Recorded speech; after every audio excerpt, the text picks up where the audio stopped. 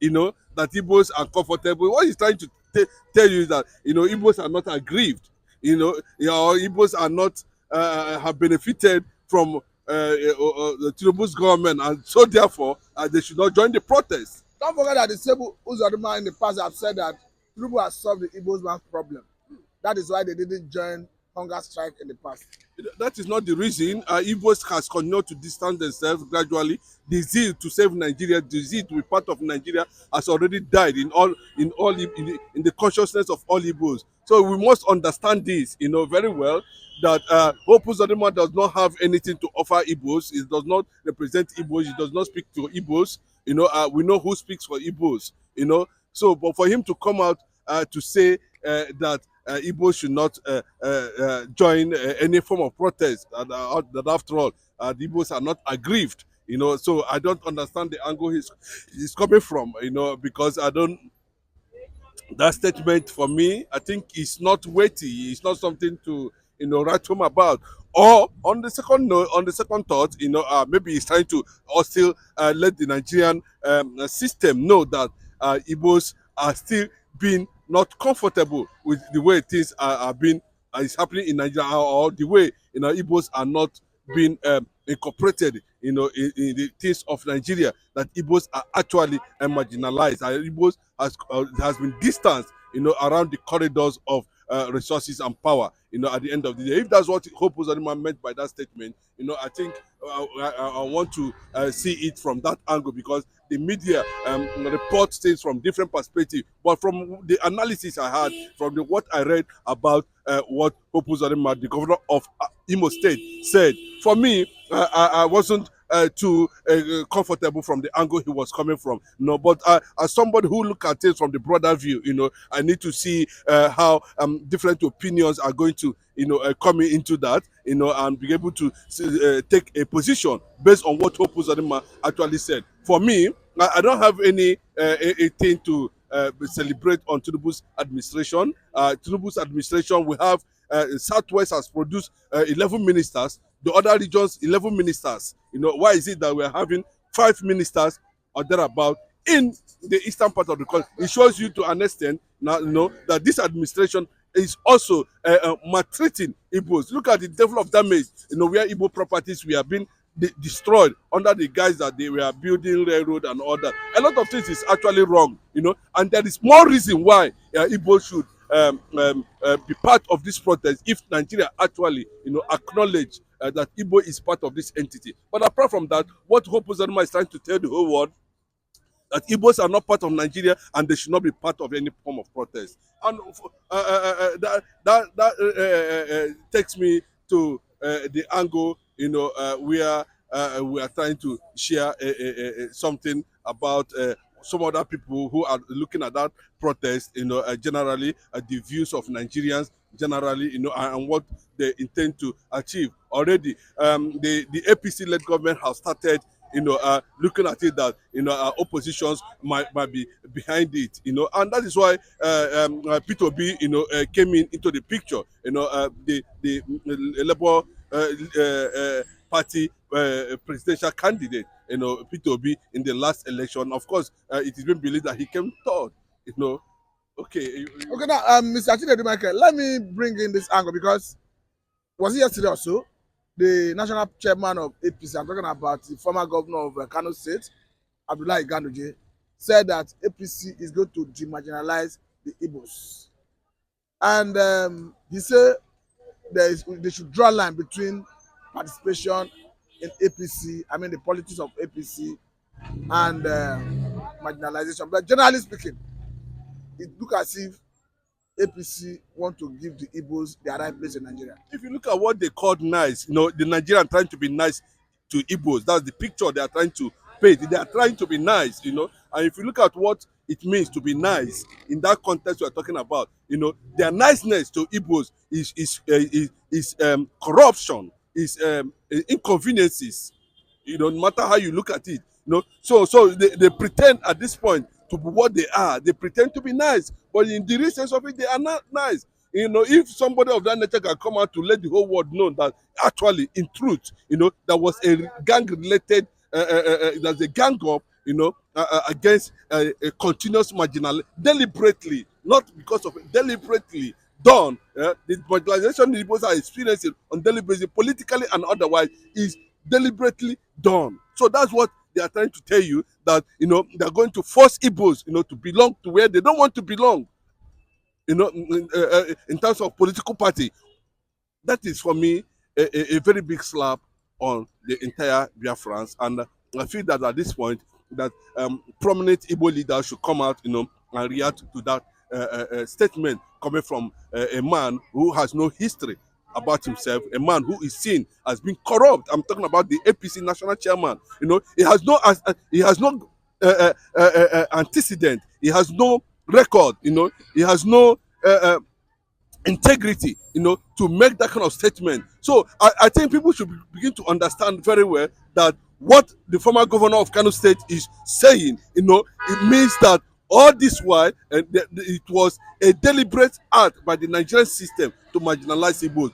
What stops people from look at let me give you an insight, on the just concluded presidential election. What stops the North and the West, from supporting a Labour Party? Must it be an APC party?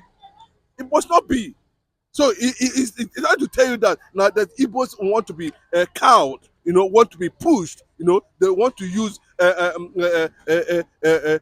divisive and deceitful means, to push them to where they don't want to belong. And let me tell you, like the organizer said to the then headless president, as at that time, talking about Muhammad Buhari, they told him pop and plain, they will not vote for you, irrespective of how you look at it, because it has no democratic track record. This is a man who disrupted the first democratic process in Nigeria through coup, and nothing was done. Nobody labeled it an Igbo coup. Nobody said anything about it, because Igbo man was not involved.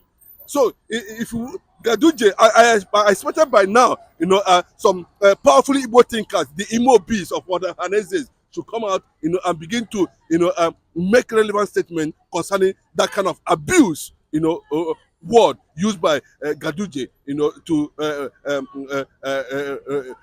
even declare, make it public that actually they know what they are doing, that Igbos are being marginalized. So it was a deliberate act.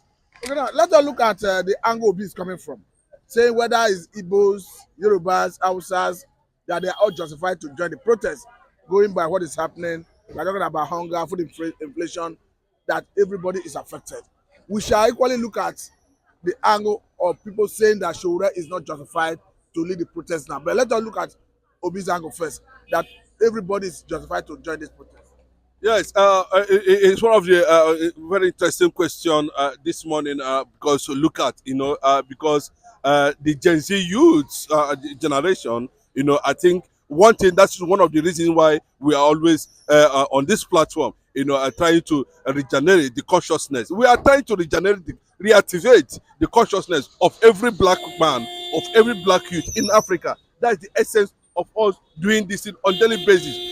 We are not going to be depending on government or propaganda medium like the normal dailies they have there, that does not report anything about how transformation, or how people can be able to take their destinies, lost destinies. Like what somebody said, so Nigerians are born with silver spoon, but the spoon is no longer there for them, to enjoy at the end of the day. So the fact is that no matter how you look at it, the Igbos are having deep reservations, and then that with that Igbo stepping into anything that has to do with protest, I doubt the success of that protest. That is one. Two, what happened in 2023 makes Igbos to feel now they shouldn't be part of anything that has to do with protest. So, but Obi coming from the nationalistic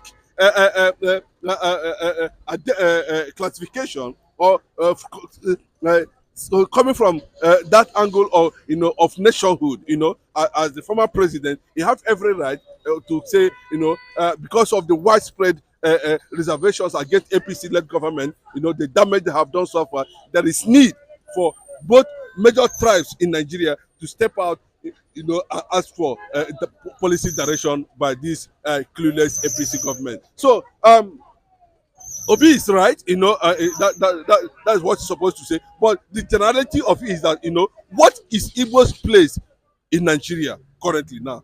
Why is it that often and on from every time and then the Igbos, the other tribes, does not support Igbo success has been always been individualistic. Anything that has to do with the struggle to survive in the eastern part of the country has always been an individual thing. Look at the massive some projects, infrastructures that are running both in the north, even ministers, sharing of states. And you're asking these people to still come and begin to struggle over the survival of Nigeria. But it looks somehow for me, to be honest, you understand. And I think at this point, we should look at it from broader view because you can see them, they're already in some parts of the country try to deceive, and some political elements in the east to join APC that Nigerians are already rejecting. So that's the mentality. That is why Nigeria can continue to find it very difficult to advance to a level where people, the citizens themselves, can actually be proud of what they have as a country. Well, finally, let us look at the argument that, of course, some school of thought have said it. They're already fronting the narrative that Shura is not justified to lead protests at this point. Let me tell you, yes. I mean, for me, I have deep reservations for Omoloye Sowore, having known his antecedents before. I'm judging him based on who he is, before he came to the level where he is now. He has been part of the elements, that is operating today in Nigeria. We saw how they used him against Jonathan's government, and Nigerians can never forget Omoloye Sowore for being part of that propaganda that destroyed one of the best leaders who should have experienced in Nigeria. That is my own reservation against Sowore. And secondly, most of the things he organizes, we don't tend to see the impact of it always. When he came up with the revolution now, we couldn't see anything. We couldn't see any impact. We couldn't see anything indicating that, he has been financially pacified. At the end of the day, the government can operate in any disguise. And Sowore is one of the factors we don't want to see in this protest at all. We don't want to see anything that has traces with Sowore. For now, you should just step aside. If you have any moral support you want to give. But we don't want to see him because, at every point Nigerians want to move forward. This kind of revolutionaries, we don't understand what their plans are, will come up and create a shadow presence, and before you know, they disappear. Is it not in Nigeria? Is it not in Nigeria? No, see, it's not a matter of being in Nigeria. If you're in Nigeria now, what is the factor of your level of contribution, given your position, you claim you are? But once you say revolution now, I think there's a name that comes to mind. Bros, I said, what is the impact of it? It's just that people are saying Niger Delta militants. What is the impact of the agitation? They dropped it because of financial participation. Government now use funds, to weaken them or use contracts to weaken them, through the back door. It can happen. Government can actually disguise an entity, an individual, to be part of a system, and you think just to mess it up. At the end of the day, government can infiltrate this protest. You don't know, it can happen. So those things are what we are looking at, giving Sowore's unsuccessful plan of his own style of getting government to do one thing or the other for Nigerian government, for Nigerian people. Mr. Chinedu, I know you can go on and on, but this is a good place to let it go. I must say a very big thank you for your time. This is Satellite Media and Mr. Matthew. Thank you very much.